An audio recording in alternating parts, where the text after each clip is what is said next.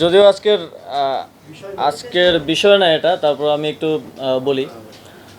আর BCB এ বিষয়ে হয়তো একটা বক্তব্য দিয়েছে এবং রাষ্ট্রের জায়গা থেকে রাষ্ট্র প্রত্যেক নাগরিককেই নিরাপত্তা দিতে বাধ্য, এবং সেটা আমরা তো অবশ্যই করব। এখানে সাকিব সাকিব আল হাসানের পরিচয় দুইটা, এটা আমাদের মনে রাখতে হবে। খেলোয়াড় হিসেবে একটা পরিচয়, আরেকটা হচ্ছে ওনার রাজনৈতিক পরিচয়।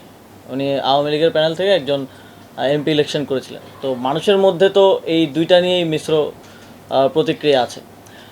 এখন খেলোয়াড় হিসেবে আমাদের একজন খেলোয়াড়কে যতটুকু নিরাপত্তা আমাদের দেওয়ার দায়িত্ব, সেটা অবশ্যই আমরা দিব।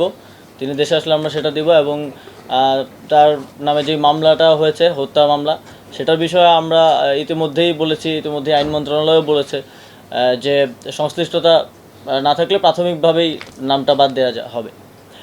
কিন্তু ওনার রাজনৈতিক পরিচয়ের কারণে জনগণের মধ্যে যদি ক্ষোভ থাকে, তাহলে মনে করেন আমার নিরাপত্তার জন্য কয়জন, 5জন পুলিশ কনস্টেবল থাকে আর একজন গানম্যান থাকে।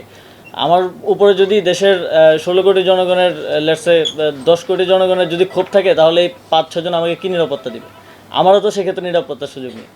তো সেক্ষেত্রে জনগণের যদি কোথাও ক্ষোভ থাকে, সেটাকে তো আমাকেই রিডিউস করতে হবে আমার কথা দিয়ে। তো আমার মনে হয় যে ওনাকে ওনার জায়গাটা পরিষ্কার করা প্রয়োজন। রাজনৈতিক জায়গা থেকে ওনার যে রাজনৈতিক অবস্থান, সেটা নিয়েও কথা বলা প্রয়োজন। অলরেডি মাশরাফি বিন মুর্তজা বোধহয় কথা বলেছেন সে বিষয়টি নিয়ে। তো জনগণের পক্ষ থেকে যদি নিরাপত্তা ঝুঁকি থাকে, সেটা কেউই কাউকে আসলে দিতে পারবে না। শেখ হাসিনাকেও তো নিরাপত্তা দেওয়া যায়নি, তাকে দেশ ছেড়ে পালাতে হয়েছে। তো সেই জায়গাটা, রাজনৈতিক বিষয়টা পরিষ্কার করা প্রয়োজন বলে আমি মনে করি। কিন্তু একজন খেলোয়াড় হিসেবে আমাদের প্রত্যেক খেলোয়াড়কে নিরাপত্তা দেওয়াই আমাদের দায়িত্ব, এবং সেই দায়িত্বটা আমরা পালন করব।